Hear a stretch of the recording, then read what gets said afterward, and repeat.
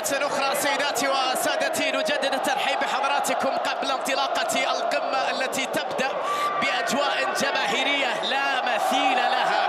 هذه الأجواء في ديربي الرياض الكبير بين النصر والهلال، قمة الجولة العاشرة في دوري روشن السعودي. كل شيء أصبح جاهزا لكي تبدأ المعركة. التحديات التي انطلقت منذ أسابيع بين الغريمين، جمهور النصر ماض وآت بالعشق عاشوا وعاش النصر. مدرج العالمي بأجوائه العالمية في هذا الملعب، ومدرج الزعيم بأجوائه الكبيرة للقوة الزرقاء. بالتأكيد التنافسية كبيرة وعالية للغاية، والأجواء تحكي نفسها، القمة تقدم نفسها. الليلة لا مثيل لها. الكورة سيكون فيها صراع كبير، والكورة بين تاليسكا وإيغالو أو بين بعض الأسماء اللي ستكون محط أنظار الفريقين في هذه المباراة. من جهة أخرى بطبيعة الحال أبو بكر، سالم الدوسري والبقية. طاقم تحكيم من المكسيك يقود سيزار أرتورو راموس.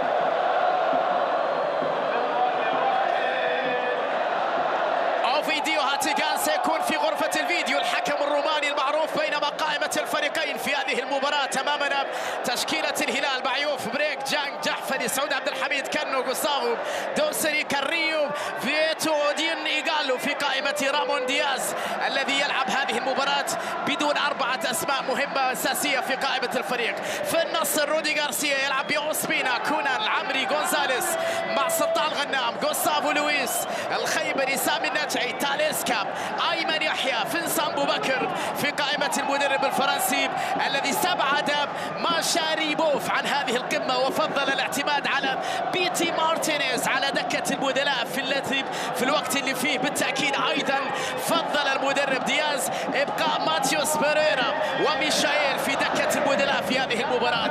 أمامنا الثعلب الفرنسي الذي يؤمل في تحقيق الفوز في الديربي الأول، وأمامنا دياز اللي في 10 ديربيات على مستوى ديربيات الرياض لم يخسر أي مباراة. الكرة والبداية، الإثارة، الصخب، الشغف، الكرة، المتعة، التاريخ، أشياء كبيرة وكبيرة للغاية تبدأ بها قمة هذا المساء بين الغريمين، بين الكبيرين، بين الندين، بين التاريخ الكبير للنصر والتاريخ العريض أيضا للهلال، بين العالمي صاحب أول مشاركة في القارة الآسيوية كممثل لقارة آسيا في كأس العالم للأندية، ونادي الهلال الذي أصبح أكثر الأندية تواجدا في بطولة كأس العالم للأندية على مستوى المنطقة الآسيوية وبالتأكيد في المملكة قبل كل شيء. جحفري محاولة بداية، كرة طويلة لكنها أقرب إلى كونان، أمن عليها أقرب عند أوسبينا، يبعد الخطر بمبدأ الأمان ديفيد أوسبينا. سنة أولى بالقميص الأصفر لحارس مرمى نابولي وأرسنال من قبل. الكرة إلى رمية جانبية تعود مرة أخرى. لا يخفى عليكم الكثير من التحديات التي سبقت هذه المباراة بين أنصار الفريقين على مستوى مواقع التواصل الاجتماعي، وبالتأكيد في كل مكان كانت الحديث عن هذا الديربي اللي قبل انطلاقته بأيام كان كثير من الكلمات حوله. بالسلامة إن شاء الله لمحمد البريك اللي كان في اللقطة الماضية مع زميله في قائمة المنتخب السعودي سلطان الغنام. اللاعب يتوقف في هذه الأثناء. الإنذار الأول لسلطان غنام في وقت، أو لأيمن يحيى آسف، في وقت مبكر من أحداث هذا اللقاء قبل أن تكتمل دقيقتين. كانت أول بطاقة صفراء في هذا الديربي، وهذا يعطيك دلالة على أنك من الممكن أن تشاهد الكثير من الإنذارات، من البطاقات، وربما حالة طرد لما لا في أحداث هذه المباراة التي تجمع بين الفريقين. بالسلامة لمحمد البريك. احتكاك كان من جانب أيمن يحيى. أمامنا رامون دياز. رامون دياز جاء في الموسم الماضي الماضي وخطف الأجواء بتحقيق لقب الدوري، وقد كان بعيدا عن فرق القمة بالنسبة للهلال، لكن رامون دياز يعلم جيدا أنه الخصم في هذه المباراة لن يكون خصما سهلا، وأيضا أنه للفوز باللقب للمرة الرابعة على التوالي سيواجه أكثر من منافس شرس على لقب هذا الموسم. هذا التغطية، هذا التدخل، هذا الإنذار. لهذا السبب كان إخراج البطاقة الصفراء، لأنه أيمن يحيى في هذه اللقطة داس على قدم حمد البريك كما تشاهد في هذه الأثناء، وبالتالي فإن هنالك بطاقة صفراء أولى في أحداث هذا اللقاء لأيمن يحيى. كل لاعب في هذه المباراة يأمل في أن يقدم كل ما لديه من أجل الديربي، من أجل فريقه، من أجل أن يكون النجم في هذه الأمسية. الكرة تصل عند غوستافو كويار، تمريرة لكنها بعيدة، في الأخير تحولت إلى رمية جانبية لتاليسكا سريعة باتجاه أبو بكر، خطيرة داخل منطقة الجزاء، ولكن سعود عبد الحميد يأمن على الكرة بعيدة، رمية جانبية. النصر في قمة الترتيب 22 نقطة، بداية الرصيد الشباب 22 نقطة.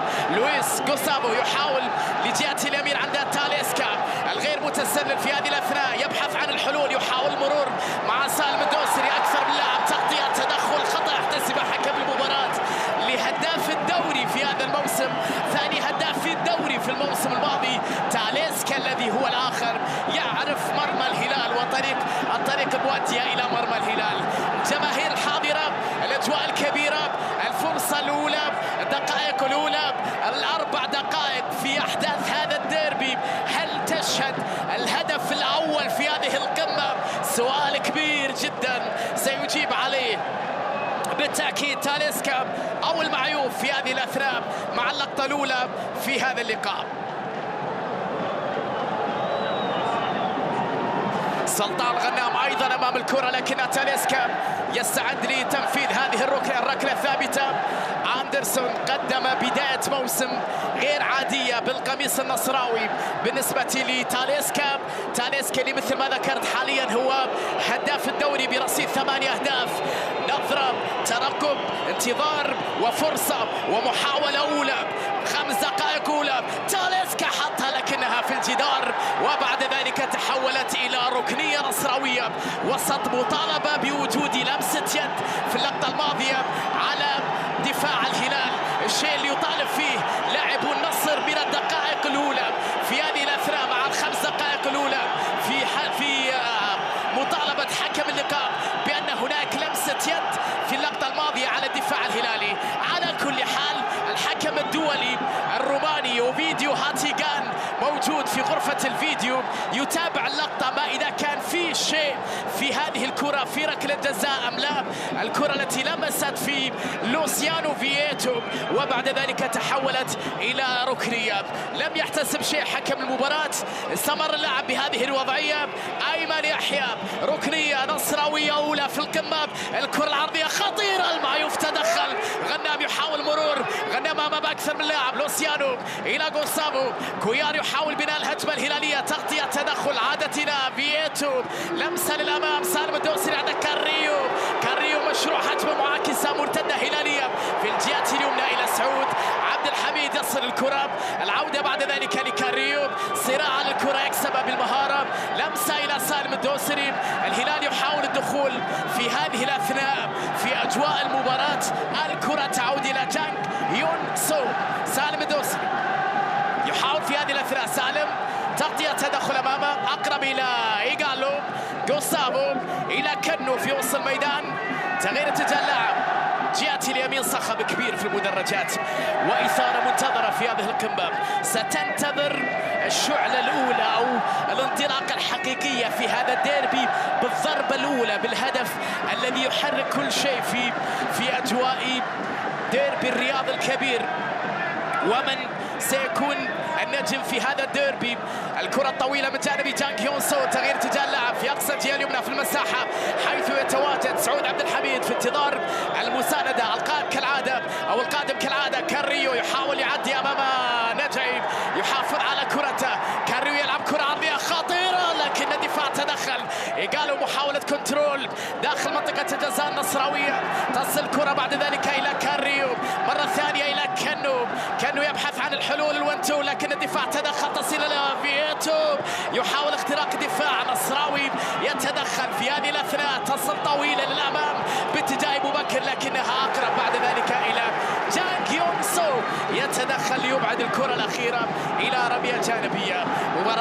مباراه صعبه للغايه، مباراه صعبه جدا، وديربي لن يكون سهل الفوز فيه، حتى وان كان كثير من الجماهير الهلاليه متخوفه انه فريق هيلعب بدون القائد سلمان الفرج وبدون المدافع الايسر ياسر الشهراني في هذه القمه، وايضا لديه بعض الغيابات مثل موسى ماريغا وقلب الدفاع علي البليهي، لكن ايضا يدرك ايضا المشجع النصراوي انه الهلال عنده فريق ثقيل وفريق خطير وفريق ليس من السهل هزيمته. نكون واقعيين بصراحه لكلا الفريقين. الهلال يعلم انه النصر ايضا في هذه الفتره يعيش فتره توهج ويملك امكانيات كبيره، ولديه لاعب بارع في استغلال الفرص وفي صناعه الفرص، ثم انه يملك مدرب لديه الشخصيه. اشياء كثيره تجعل الديربي صعب للغايه. إيغالو على جهه اليمين، إيغالو يحاول امام المارو، إيغالو يبحث عن الحلول، يحافظ على كرته، يلعب العرضيه، تغطيه دفاعيه بعد ان كانت اول ركنيه في المباراه للنصر، ثاني ركنيه في الديربي للهلال. المحاوله الاولى بتنفيذها وعلى تنفيذها البيروفي الدولي أندري كاريو.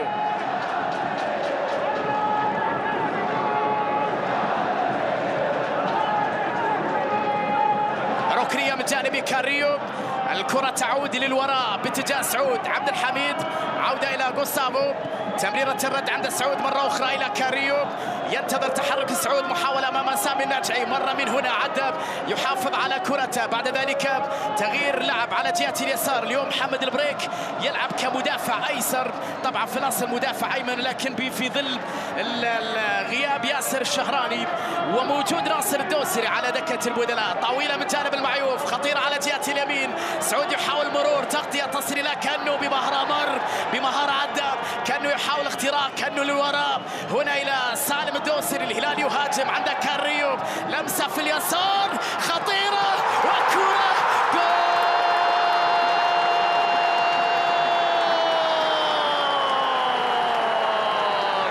جولاسو، هدف هلالي أول، روعة. اللمسة من جانب كاريو، التمهيد لفييتو، والنهاية من إيغالو يسجل أول أهداف الديربي.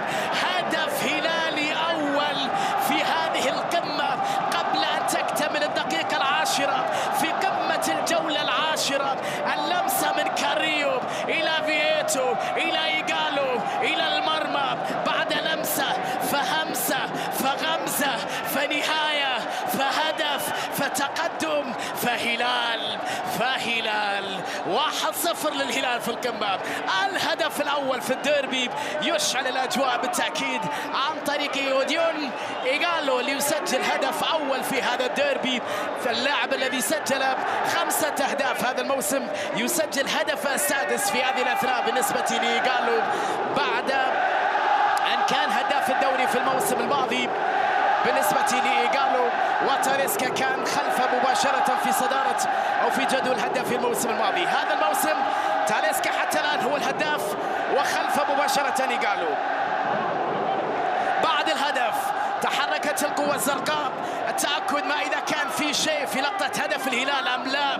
بعد 10 دقائق سجل الهلال هدف، يتأكد حكم اللقاء مع مساعدة من رومانيا وفيديو أتيغان، يحتسب الحكم، يؤكد الحكم على قراره بأنه الهدف صحيح، بالتالي يتقدم الهلال بعد 10 دقائق بالهدف الأول في قمة العاشرة، في قمة الجولة العاشرة. الزعيم يتقدم على العالمي في الدقيقة العاشرة هنا في مرسول بارك. الكرة تصل إلى المعيوف، الدقائق الأولى في أحداث هذا اللقاء، لكن هدف يحرك القمة، هدف يحرك الأجواء، هدف يجعلنا ننتظر أداء أفضل من الجانبين.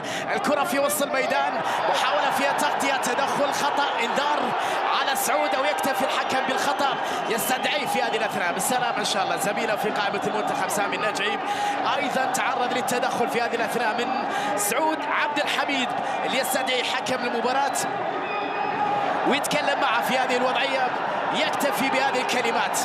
شوفها مرة أخرى، الاحتكاك اللي تم بين سعود وسامي النجعي يستأنف اللعب بهذه الوضعية.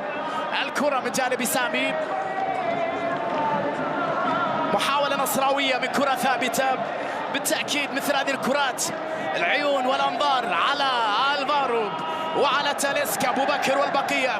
محاولة نصراوية طويلة وخطيرة بالرأس لكنها مرت الفارو.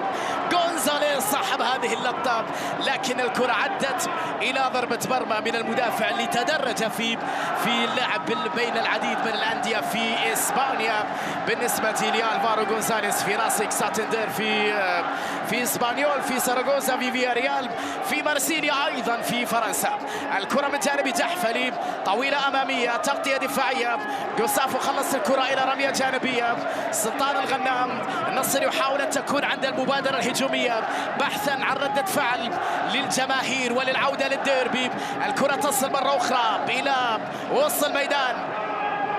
خيبري العمري، خيبري يبحث عن الكرة الطويلة عن رأس أبو بكر، طويلة لكنها بعيدة على أبو بكر. سامي يحاول وصول الكرة، يصل بالفعل، تغطية من جانب سعود عبد الحميد، لا زالت في اللعب. كونان جسران ليفواري إلى لويس جوستافو، تمريرة، بناء هجمة في جهة اليسار، محاولة من جانب سامي عرضية لكنها خطيرة ولكنها أقرب بعد ذلك في يد المعيوف، في يد عبد الله المعيوف.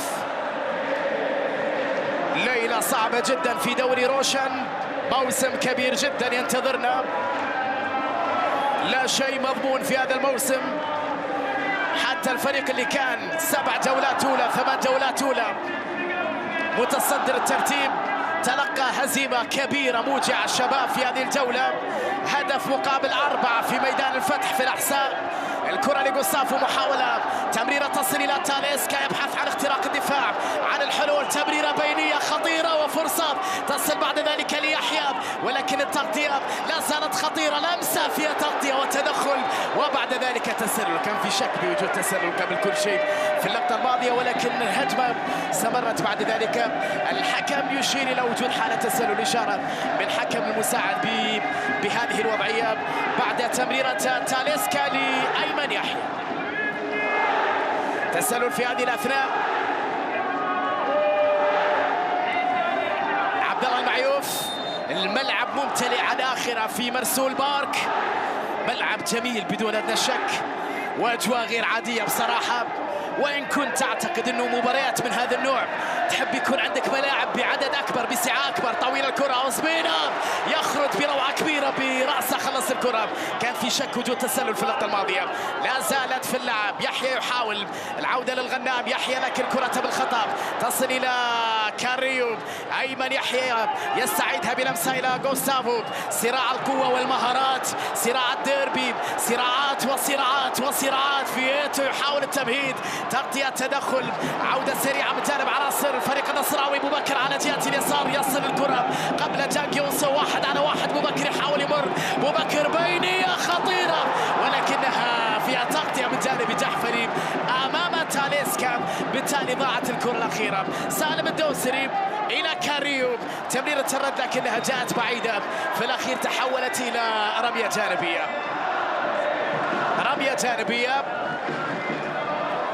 عد دافيد أوسبينا 28 لقاء في دوري المحترفين بنظامه الجديد، 14 فوز للهلال، 9 انتصارات للنصر، 5 مباريات انتهت بين الفريقين بالتعادل. أكثر فريق هزم الهلال في دوري المحترفين هو النصر ب9 مباريات، وأكثر فريق هزم النصر في دوري المحترفين هو الهلال في 14 مباراة. الكرة تصل إلى عبد الإله مرة أخرى. العمري يحاول بناء الهجمة، حتى وإن كان فريقين بعيدين عن المنافسة في وضع طبيعي أو في وضع متراجع الفريقين، فإنه الديربي كان قوي، ما بالك ونحن في القمة. حلوة تمريرة لكن مرت من جانب كونان، عدت أمام فنسان أبو بكر. خطيرة، لكن التغطية الدفاعية من جانب الدفاع لا زالت نصراوية. النصر يضغط في هذه الأثناء. جوستافو يحاول التسديد، فييتو يفتك الكرة، تصل بعد ذلك إلى كانوب. إيغالو كانوب، هجمة هلالية في أقصى الجهة اليمنى، المساحة حيث يتواجد سعود عبد الحميد، يحاول البحث عن حلول. العودة إلى كاريو.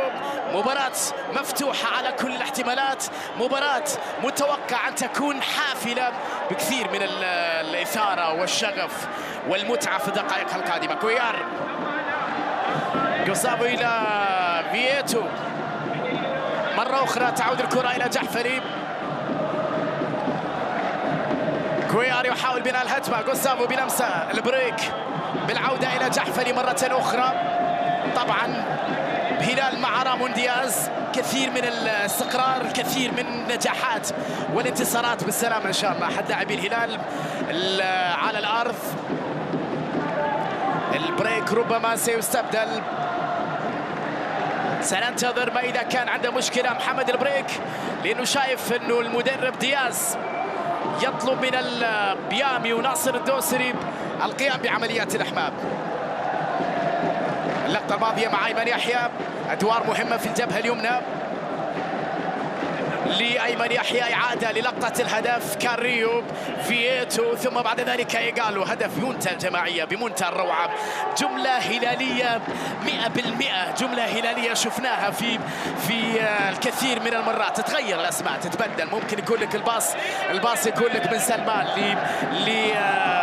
جوفينكو ثم جوميز، اليوم تشوف هلا من كاريو الى فييتو الى ايغالو. الهلال هو الهلال، تتغير الاسماء لكن الكره الممتعه والكره الهجوميه والعمل الرائع اللي نشوفه في المنظومه التكتيكيه. والا لما فاز الفريق ب3 ألقاب على مستوى الدوري المحلي 3 سنوات الاخيره، 3 ألقاب متتاليه، ثم ايضا بوصوله وتالقه في البطوله الاسيويه الاكبر دوري الابطال. خطا ايغالو، خطا يحتسب حكم المباراة على عبد الاله العمري.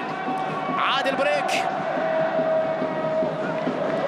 عاد وهو يعرج يتأكد من وضعه من إصابته، وأظن سيستبدل بناصر الدوسري في الدقائق القليلة القادمة. الكرة لمصلحة كاريو. الصراع كان بين العمري عبد الاله وإيغالو، خلاص تغيير راح يتم في هذه الأثناء. الحكم يتكلم مع لاعبي النصر انه بالوقت سيحتسب. الان سيتم اجراء تغيير على ما اظن، ناصر الدوسري مكان محمد البريك، التغيير الاول في الديربي. الاجواء كبيره في ملعب مرسول بارك بعد 20 دقيقه لعب في احداث هذه القمه. امامنا المدرج النصراوي الكبير اللي قبل المباراه بدقائق بل اكثر من ساعه كان متحمس جدا ويشجع في فريقه ويحفز من لاعبيه ويردد اسماء نجوم الفريق. محاوله منه طبعا من اجل ان يكون فريق جاهز على مستوى المعنويات قبل هذه القمه. معيوف طويله اماميه، محاوله فيها تغطيه دفاعيه تبعد من جانب الدفاع والى رميه جانبيه، رميه جانبيه. خرج البريك ولكن لم يتم التغيير بعد، لم يدخل ناصر الدوسري في قائمة الهلال. الهلال يحاول طبعا استهلاك بعض الوقت في انتظار وصول بديل. الكرة إلى رمية جانبية عند سالم الدوسري. الغائبين الكبار عن هذه القمة القائد سلمان الفرج وقلب الدفاع علي البليهي، بالإضافة إلى الظهير الطائر ياسر الشهراني، نتمنى له العودة، تقريبا موسم انتهى بالسلامة إن شاء الله لنجم منتخبنا، وكذلك موسى ماريجا الجناح الغائب هو الآخر عن هذه القمة، النجم موسى ماريجا. كرة بعيدة ورمية جانبية، تغيير يتم في هذه الأثناء. ناصر الدوسري الخيار القادم في تشكيلة دياز على حساب البريك بعد أن تعرض لإصابة بالسلامة إن شاء الله لمحمد البريك. رمية جانبية عند ناصر الدوسري. أمامنا الجمهور الهلالي بالتأكيد فرحان مبسوط بعد التقدم في هذه القمة بالهدف الأول والوحيد حتى الآن. طويل الكرة أقرب إلى يونسو، عودة بعد ذلك لعبد الله المعيوف. هدأت من المباراة بعض الشيء. طويل الكرة، محاولة لكنها بعيدة عن الكل، في الأخير تحولت إلى رمية جانبية. رمية جانبية لكن لا أظن أن سيبقى له هدوء بهذه الوضعية، في انتظار بالتأكيد قوة أكبر في أداء الفريقين في الدقائق القادمة، يكون في ردة فعل أقوى للنصر ويكون أيضا في محاولات الهلال البحث عن هدف ثاني. طويل الكرة، راسية تحضير خطيرة وفرصة، لكن المعيوف أقرب للكرة. فرصة كانت في منتهى الروعة لتاليسكا. المعيوف خرج في توقيت حاسم. بالسلامة إن شاء الله، بالسلامة إن شاء الله لمعيوف. اللاعب يتوقف بسبب إصابة حارس المرمى. بالتأكيد الحالات النادرة اللي اضطر حكم مباراة إيقاف اللعب بسببها إصابة حراس المرمى. الكرة الأخيرة اللي كانت بين عبد الله المعيوف وأندرسون تاليسكا اللي كان في الرقابة أمام محمد جحفلي، لم يصل تاليسكا للكرة وكان أقرب منه عبد الله المعيوف في صراع كبير جدا بين اللاعبين، لكن تحضير بمنتهى الروعة. محطة فضائية رائعة. هذا فينسان بوبكر، تحرك ذكي من جانب تاليسكا. المحطة الفضائية المهمة، التحضير من جانب بوبكر، ولكن الكرة وصلت أقرب إلى المعيوف. عبد الله المعيوف سنوات من التألق في الهلال على فترتين وأكثر، أيضا الفوز بالألقاب مع النادي الأهلي. الجمهور الحاضر في مباراة اليوم، جمهور العالمي في هذه الصورة، جمهور الزعيم في صورة أخرى. صراع أجيال من سنوات طوال للفوز بالدربيات والفوز بالبطولات وتصدر المشهد في كرة القدم السعودية. تاليسكا يخرج الكرة إلى رمية جانبية.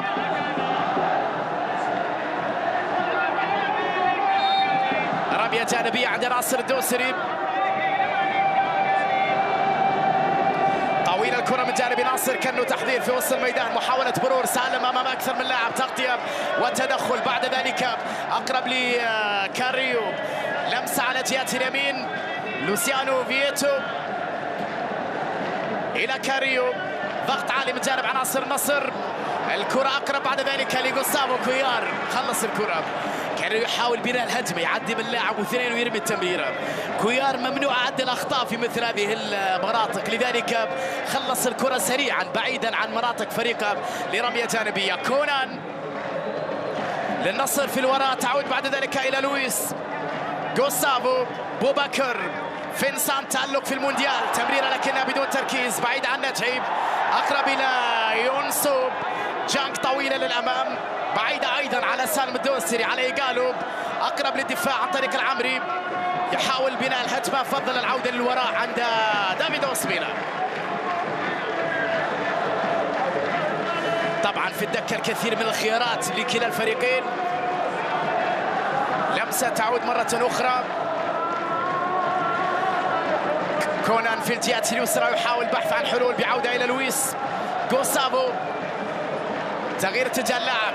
تاليسكا في انتظار المساندة في الجهة اليمنى، يحاول اختراق عن طريق العمق، استلام ثم محاولة تمرير كرة. سامي النجعيب، تحرك لكن التغطية بعد ذلك من الدفاع الهلالي. صراعات على الكرة ولا زالت الكرة على حدود منطقة الجزاء الهلالية.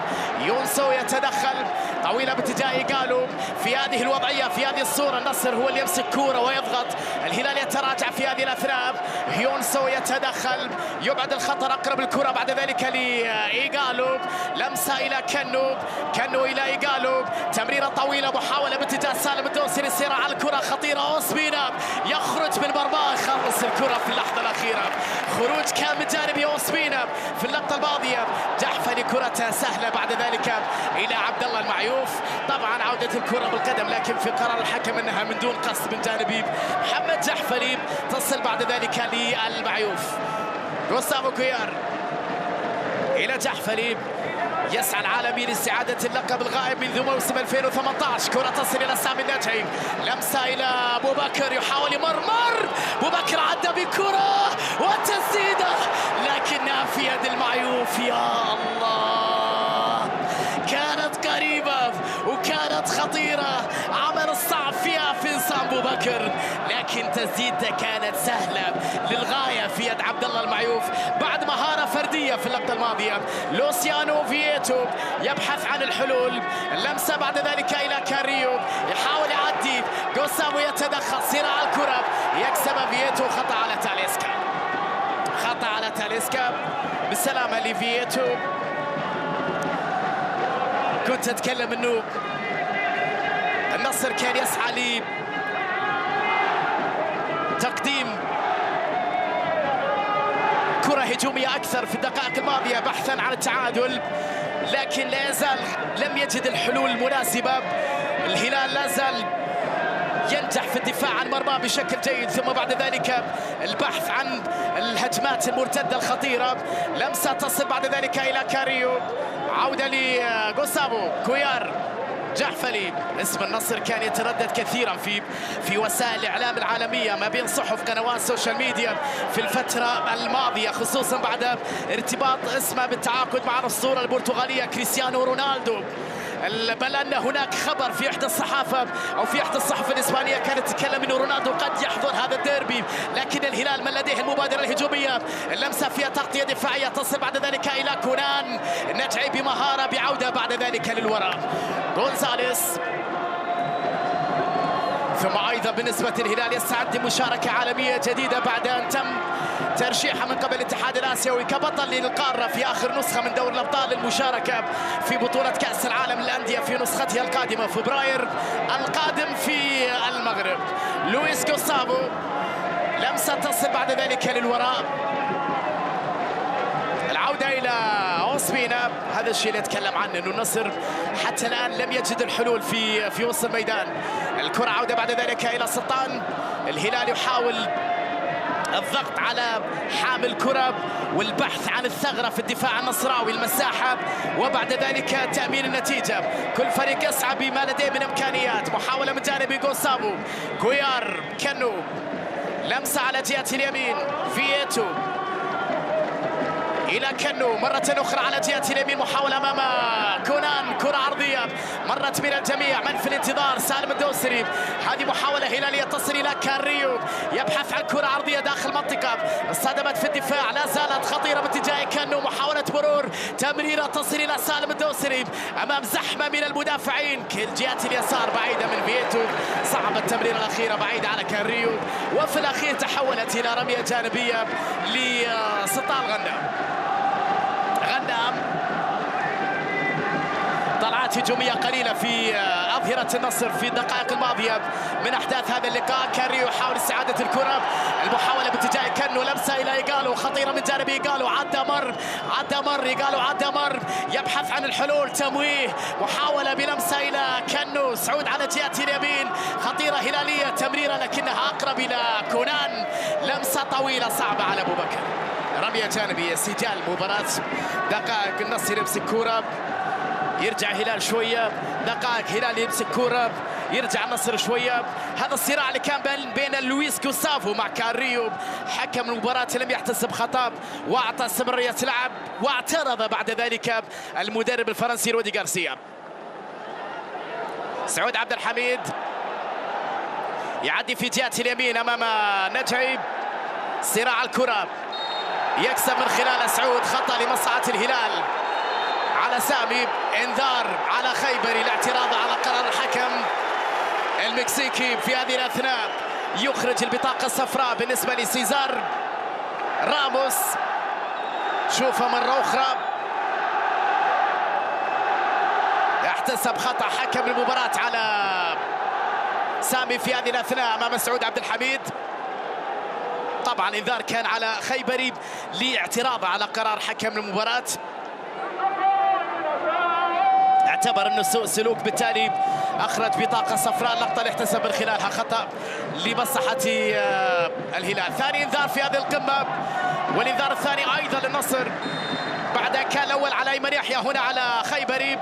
المحاوله من جانب كاريو، لوسيانو فييتو يحاول بحث عن حلول، اقرب الى كاريو، لمسه تصل عند لويس او اسف عند كويار.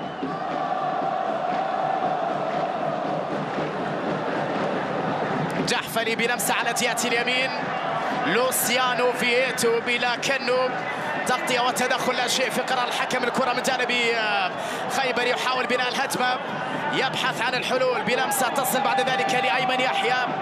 يحاول النصر في هذه الاثناء بالعوده للوراء.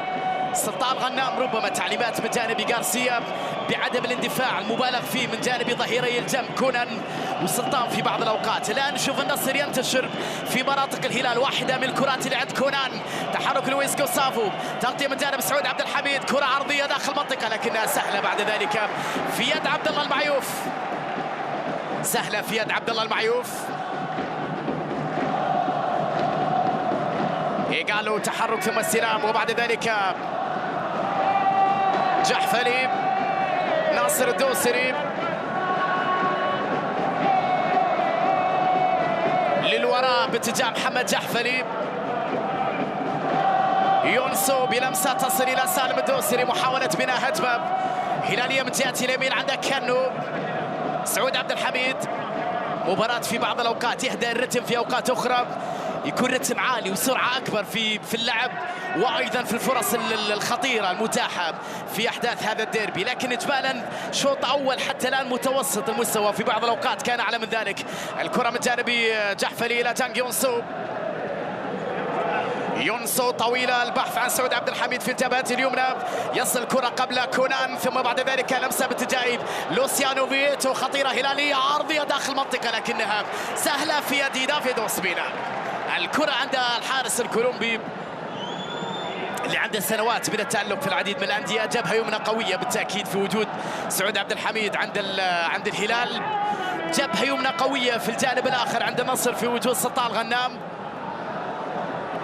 الفارو بلمسة إلى لويس جوستافو، سطال غنام، أيمن يحيى، عودة لعبد الإله العامري. شوف تاليسكا يغير من مكانه، يعود كثيرا لوراء. كونان يبحث عن كرة عرضية داخل منطقة خطيرة، وبالراس حلوة وفرصة، يا الله جميلة من أبو بكر. لعبة يا حريف، لعبة حلوة حلوة حلوة من جانب أبو بكر. هذه نصراوية خطيرة أخرى، لمسة بينية أخرى وفرصة لكنها ضاعت من الجميع. أقرب إلى جوستافو كويار وسط الميدان، اللمسه باتجاه ناصر الدوسري، تحرك بجانب سالم في المساحه، يحاول وصول يحاول اختراق، يحاول مرور، تغطيه من الدفاع في اللحظه الاخيره. المارو تصل الى كاريو، ارتفع الرتم، عادت الاثاره، اللمسه من جانب كاريو الى كنوب، لمسه عند كويار، تمريرات هلاليه، تحرك بجانب سعود في الجهه اليمنى، يبحث عن الكره العرضيه، فعلا داخل منطقه خطيره الى كنو لكنها مرت الى كاريو. الهلال يمسك كرة في هذه الأثناء، لكن لعبة في منتهى الروعة والخطورة من جانب أبو بكر. لمسة هلالية إلى كنوب، كاريو على جهة اليسار، مر عرضية، فرصة لكن التغطية من جانب الفارو. غونزاليس يحيى بتمريرة، ضاعت عادة الآن أقرب إلى سامي خيبري، يصل الكرة إلى كونان، مرتدة نصراوية على جهة اليسار للبحث عن الحلول. عودة بعد ذلك لسامي النجعي، نجعي إلى لويس جوستافو، تحرك بدون كرة وعودة للوراء من جانب تاليسكا، بعيد الكرة عن تاليسكا، أدوار دفاعية قليلة نشوفها من جانب تاليسكا في هذه المباراة. في الدور الهجومي بارع، لكن على مستوى الدور الدفاعي لا تنتظر منها الكثير. نشوفها تاليسكا دائما يحب يكون قريب لمرمى الخصم. تعود الكرة لخيبري،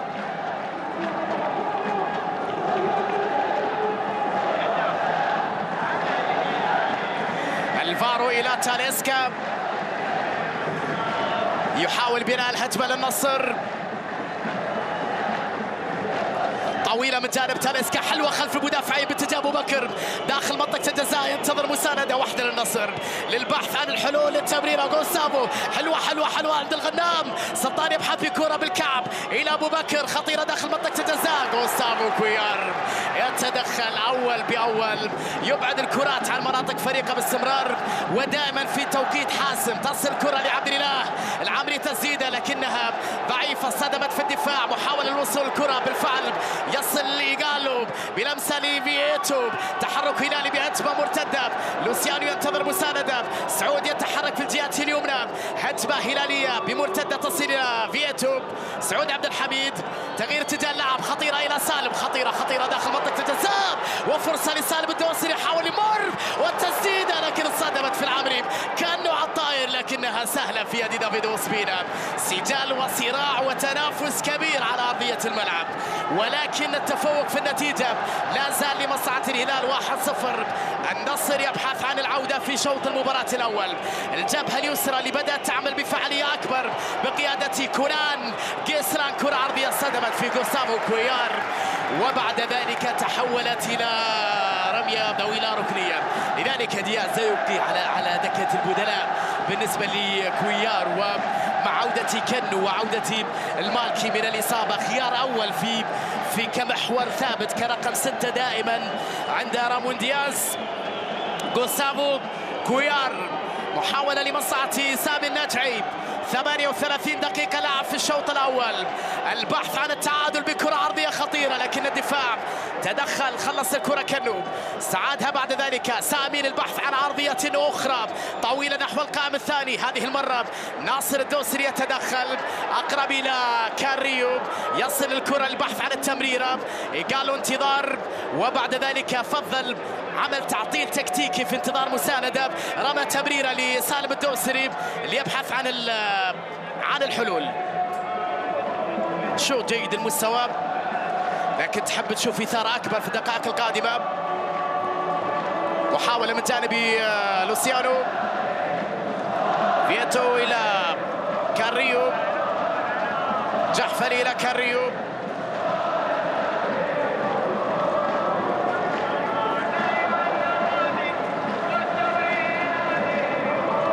لمسة إلى جانج يونسو،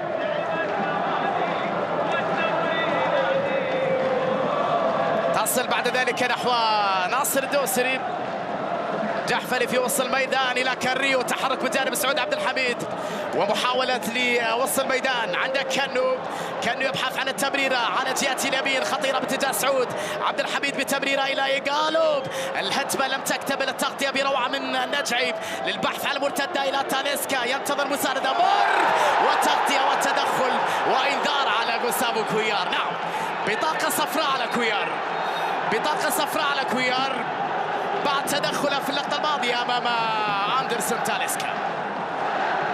نشوفها مرة أخرى، تدخل واضح، إنذار مستحق لغوسافو كويار بعد تدخله بهذه الوضعية في هذه اللقطة أمام أندرسون تاليسكا.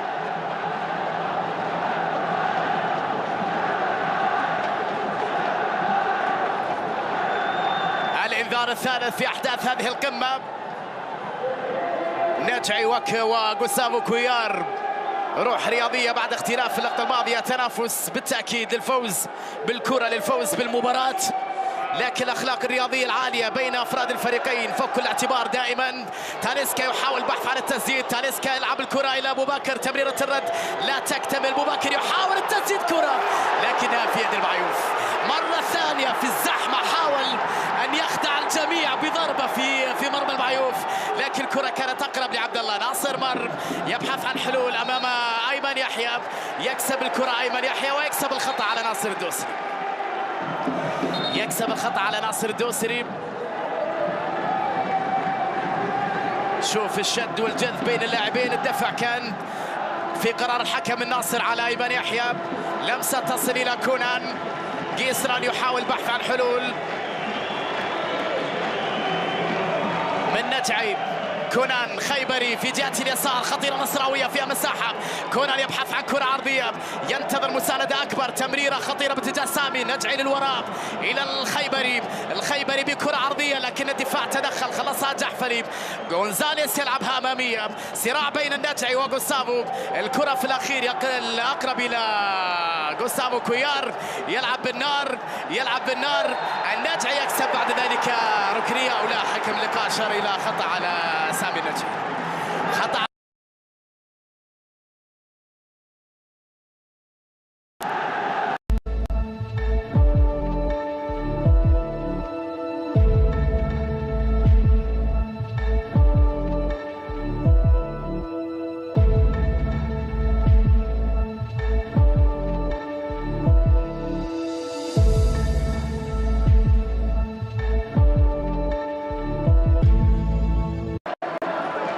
بكرة طويلة للأمام، محاولة باتجاه كنو، تحذير بالراس خطيرة لمصلحة إيغالو، ولكن التغطية خطأ ضد إيغالو لمصلحة الفارو. نشوف في بعض الأوقات يكون في بعض المشاكل في دفاع النصر، الكرات اللي تأتي خلف المدافعين تشكل خطر كبير، لذلك في مرات عديدة تشوف دافيد اوسبينا يخرج من مرماه لإبعاد الكرات أول بأول. لويس غوسافو، الخيبري في وسط الميدان، تغيير اتجاه اللعب. العمري تركها لسلطان. الغنام عبد الاله، لمسه اماميه لايمن يحيى. تاليسكا تمريره صدمت في جحفري. العائد او اللي يرافق ويراقب يحاول المتابعه تاليسكا عندما يكون من مناطق فريقه. لمسه تصل في وسط الميدان. لويس جوستافو. الفارو تغيير اتجاه اللعب جهة اليسار. كونان يبحث عن كرة عرضية خطيرة مرت لأيمن يحيى ثم تاليسكا تسديدة اصطدمت في الدفاع وبعد ذلك خطأ احتسب حكم المباراة لكاريو. يا الله، فرصة كانت خطيرة لمصعد أندرسون. تاليسكا الضربة اللي يحتاجها، الكرات اللي ينتظرها، الفرصة اللي وجد فيها المساحة الكافية انه يتحرك ويسدد. هذه اللقطة اللي كان فيها خطأ على خيبري مصعد كاريو. إعادة لفرصة نصراوية كانت في منتهى الخطورة، اصطدمت في ناصر الدوسري كرة أندرسون. تاليسكا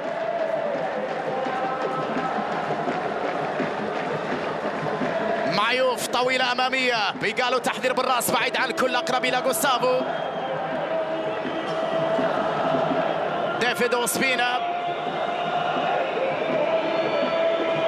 جونزاليز يحاول يعدي من لوسيانو فييتو بروعة في جهة اليسار. هجمة نصراوية تمريرة لكن أقرب إلى جحفلي. سعود عبد الحميد إلى جوستافو كويار. الهلال يحاول يسير في شوط المباراة الأول، يكسر في رتم الشوط الأول، يحاول إنهاء بهذه النتيجة بهذا التقدم. النصر يبحث عن تعديل النتيجة، عن التعادل قبل نهاية شوط المباراة الأول. طويلة الكرة للأمام لكنها بعيدة من جانب عبد الله المعيوف، تحولت إلى رمية جانبية.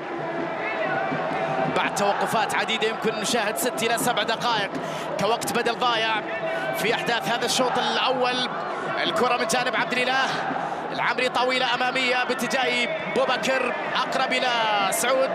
لوسيانو تمريرة إلى عبد الحميد مرة أخرى، يحاول أمام خيبري صراع الكرة في الأخير. رمية جانبية نصراوية لعبد الله الخيبري. مش عارف إذا كان رودي غارسيا يفكر في لاعب دوره هجومي أكثر في شوط المباراة الثاني بالنسبة للنصر، سواء بيتي مارتينيز أو أيضا للاعبي الوسط الآخر في تشكيلة النصر وهو صليهم. تصل عند كنو، يحاول بحث عن حلول بلمسة إلى كاريو. طلب الكرة في المساحة من جانب سالم الدوسري.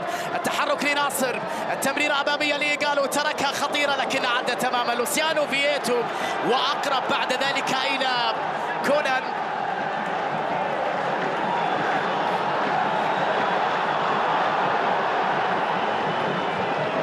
قسران كونان، تحرك من جانب بوبكر. بوبكر في جهة اليسار أمام جان كيونسو. صراع في الأخير، كرة إلى رمية جانبية للهلال.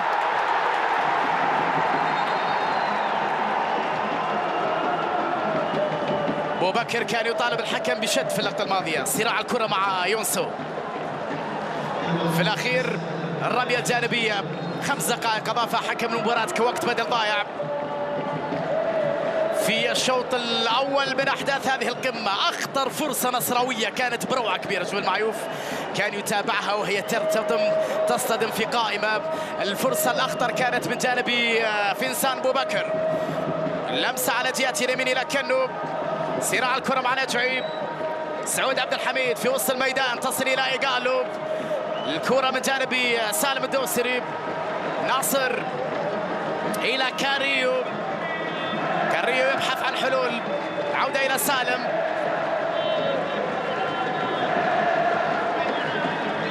كويار إلى جحفلي.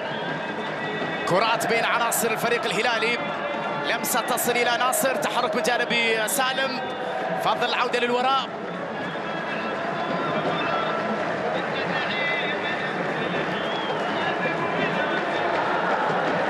فييتو إلى كاريو.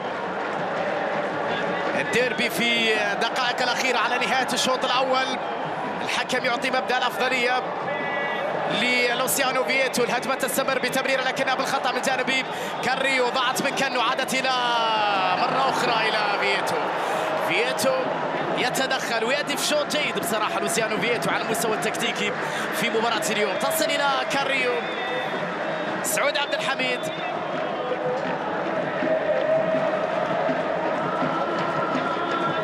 لمسة باتجاه جحفلي يونسو إلى جحفري،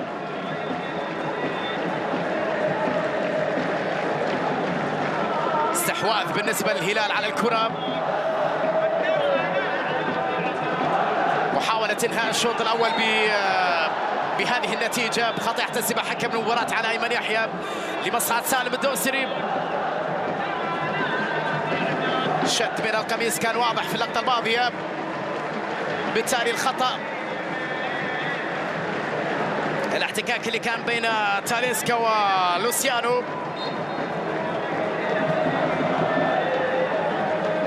جانج يونسو،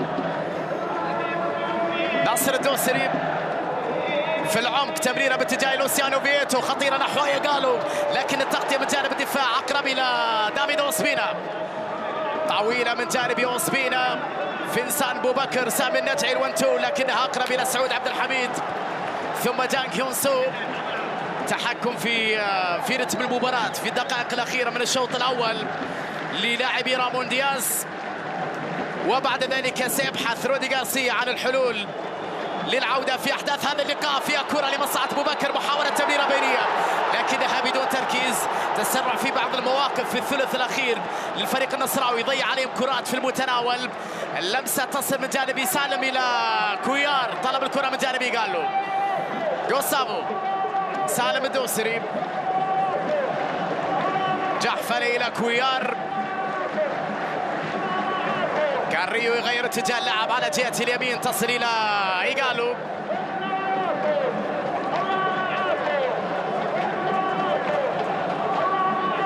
كويار إلى يونغسو، لمسة في وسط الميدان. شوف في دقائق الهلال يستحوذ بشكل أكبر على الكرة، يسيطر على مجريات اللعب وينتظر بعد ذلك نهاية هذه السيطرة، البحث عن فرصة عن هدف ثاني في شوط المباراة الأول. سعود عبد الحميد بكرة عرضية خطيرة، لكن الدفاع تدخل في اللحظة الأخيرة من جانب عبد الإله العمري. أيمن يحيى، عودة إلى سلطان غنام، تمريرة لكنها بدون تركيز، بعيد على الكرة، أقرب إلى فييتو. شوف عمل كبير جدا لفريق رامون دياز في شوط المباراة الأول، بدا لك انه لا تشعر بالغيابات البارزه لفريق رامون دياز في هذا الشوط الاول. تعود الكره الى سعود عبد الحميد، سعود بعوده للوراء الى كاريو، يبحث عن كره عرضيه، كاريو فضل التمرير بلمسه حلوه باتجاه سعود عبد الحميد، عرضيه داخل منطقه بالراس خطيره لكنها مرت، وبعد ذلك تحولت الى ضربه مرمى. 45 دقيقه انتهت في احداث شوط المباراه الاول، وايضا تقريبا 5 دقائق المضافه كوقت بدل ضايع تقريبا انتهت في هذا الشوط الاول. بالتالي فان حكم المباراه سيستعد سيزار ارتورو راموس لانهاء شوط المباراه الاول بهذه الوضعيه.